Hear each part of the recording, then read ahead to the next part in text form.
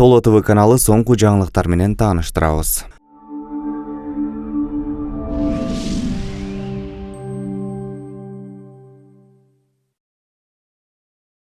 Нурлан Мотуевдин биринчи жубайы бардык чындык жакында чыгаарын айтты. Бул тууралуу Мотуевдин экс жубайы Instagram баракчасына видео жарыялап, жакында бардык чындык ачыкка чыгат деп жазган.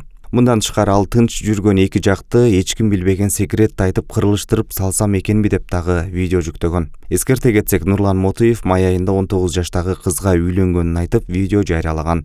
Көп өтпөй интернет баракчасына жубайынын кыз узатуудагы видеолорун дагы бөлүшкөн. Allah'ım şu Fatima menen Nurlan Taqsir'din nikesini berekeli kılgın. Amcağına kılgın. Allah'ım şu iki yaşka Allah'ım muhabbat bergin arasında muhabbat bergin. Amin. Allah'ım şu iki yaşlı nikesi Allah'ım bekem kılgın. İnşallah iki dünyanın жақшылыктарын nasip kılgın. Allah'ım şu iki yaşka inşallah köptөгөн. Кошумчалай кетсек, Мотуевдин жаңы алган жубайы Махрыга iPhone 16 Pro Max сураган. Белгилүү дизайнер Арзыбек Ванаманын Бишкекте өткөн мода көргөзмөсүнө катышкан казакстандык транс Никонет даярдык учурунда ага карата жаман мамиле жасалганын жазып чыкты. Тилекке каршы бул менин Бишкекке жана жалпы эле Кыргызстанга акыркы сапарым болду. Жергиликтүү элге болгон сүйүүм жана жылуу мамилеме карабай мындай окуя орун алды. Даярдык учурунда мени кемсинткен, жаман мамиле кылган педагог болду. Ал бир учурда мени колу менен дагы уруп жиберди. Бирок мен ошондо дагы унчукпай койгом. Дизайнер да уюштуруучу дагы бул нерсеге көңүл бурган жок. Бир нече жолу айтсам да эч кандай чара көрүлгөн жок. Ошондуктан мындан ары мындай мамилеге чыдай албайм деп жазды. Ошондой эле иш-чара аяктагандан кийин болгону сахнага чакырып, Гүл жана Ванама деген жазуусу бар айнек табличка бергенин кошумчалаган.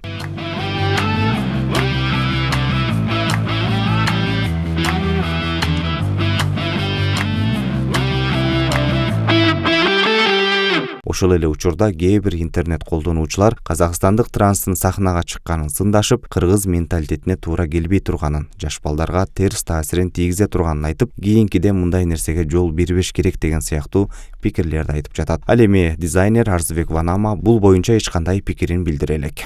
Казакстандык транс жигит жакында эле Бишкекке келип, биздин эң ишенген, көрктүү, жакында эле ремонтту бүтүп, жашнак болуп калган циркке келип, ошол жакта мода показга чыгыптыр. Эми бизде жашоодо көрүп атасыздар, ал жок деле мындай эжеде мени деп транстар көбөйүп кетти. Буну байкадыңыздар. Ушул коомчулукта, ушундай иш-чараларга, мода показдарга аларды чакырбоону туура көрөт элем. Анткени биздин коомдо жаштарыбыз, өсүп келе жаткан муундар аларды көрүп тур. Демек, биз дагы ушундай болуп кетсек болот экен деп кыялданып алышы мүмкүн да. Ошондуктан организовать этип иштеп жүргөндөр буларды чакырып мындай мактанганын кереги жок деп ойлойм. Анткени бул туура эмес көрүнүш. Андан сырткары бул Никонет деп өзүн атап жүрөт. Бул айым болуп өзгөртүлдү. Мурда эркек болчу, транс дейли. Жаштарга аябай чоң таасирин тийгизген. Мисалы, бирөөдөн сурадым мен, бул өзүм жашоодон мындай суроо жок кылып көрдүм. Эми бул Никонет келип, ошентип басып жүргөн туура эмес деп бирөөдөн сурасам, ал айтып атат, эми өзүнүн жашоосун өзү жашап атат дейт. Бирок өзүнүн жашоосун өзү жашап атат, бирок ошол жашоосу менен коомчулук кандай таасир этип аткандыгын өзүңүздөр түшүнүңүздарбы?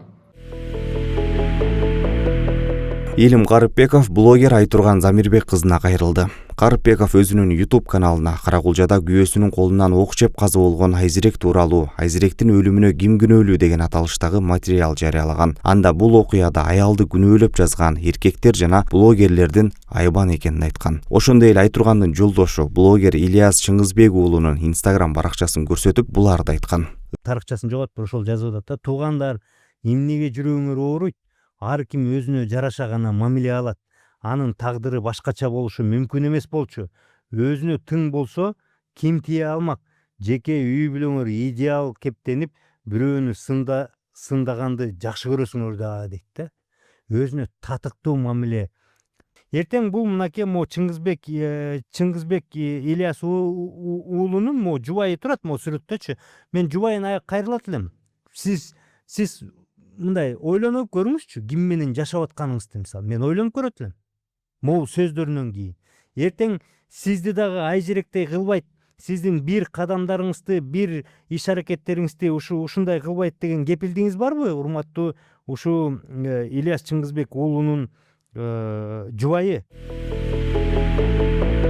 Ырчы Айгерим Расул кызы 15 жылдан бери аны жакындан көрө албай жүргөн күйөрманы менен жолукту. Бул тууралуу ырчы Самат Аманов интернет баракчасына Алабука районунда болгон иш-чарадан видео жүктөп төмөнкүдөй билдирүү калтырган. Адыл акем Айгерим эжемди кетпей күтүп отурду. Чыныгы күйөрман экен. 2010 жылы көргөм. 15 жылдан кийин көрдүм дейт деп жазган. Ал эми ырчыдагы күйөрманын колун кармап амандашып, Адылбек аканын көңүлүн көтөрүп койдук деп бийлеп жаткан видеосун жарыялады. Айгерим гана деп сурап мына кепкачанака кетпей мына ушул жерде Айгерим келет дедиң эле го, энди кана деп айтам бери. 2010 жылы Ошто бир жолу көрдүм.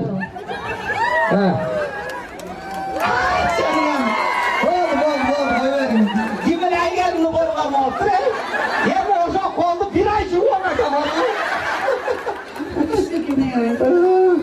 Ne ile olmasa ki? Адылбек. Ош шаарындагы Лениндин эстелиги башка жерге жылдырылат. Анын ордуна Бишкектегидей желек сап орнотулат. Бул тууралуу Ош мэриясынан маалымдашты. Мисалы, Орусиянын деле шаарларында Лениндин эстеликтери демонтаждалган же башка жерлерге которулган. Бул шаарлардын жалпы архитектуралык эстетикалык келбетин жакшыртуудагы кадыресе көрүнүш. Андыктан бул маселени саясатташтырыштын кереги жок деп жазылат маалыматта. АКШ президенти Дональд Трамп миллиардер Илон Маск менен достук мамилеси аяктаганын билдирди. Трамп кече 7-июнда жергиликтүү телеканалдардын бирине телефон аркылуу маек куруп, Маск менен болгон мамилеңиз бүттү деп эсептейсизби деген суроого ал мен ошондой деп ойлойм деп жооп берген. Ошондой эле Трамп Маскты президенттик кызматын сыйлабаганы үчүн айыптап, миллиардер менен мамилесин кайра калыбына келтирүүгө ниети жок экенин баса белгилеген. Америкалык лидер эгер миллиардер келерки шайлоолордо демократиялык партиянын талапкерлерин каржылоону чечсе, олуттуу кесепеттерге туш болоорун баса белгилеген. Буга чейин Трамп жакында администрациясынан кеткен Маск Ак үйдүн өтүнүчтөрүнө ылайык иштелип чыккан өлкөнүн бюджетинин долбоорун сынга алганына байланыштуу андан көңүлү калганын билдирген. Түркияда Курман айт майрамында мал союу учурунда 14 миңден ашык адам жабыркады. Бул тууралуу өлкөнүн саламаттыкты сактоо министри Кемаль Мимишоглу билдирди. Анын айтымында майрамдын биринчи күнүндө мал союу учурунда жаракат алган 14.372 адам ооруканаларга кайрылган. Анын ичинен 10.049 адам Анкарада, 753 жаран Стамбулда жана 655 жабырлануучу Конияда. Курман айт 6 июнь күнү белгиленди.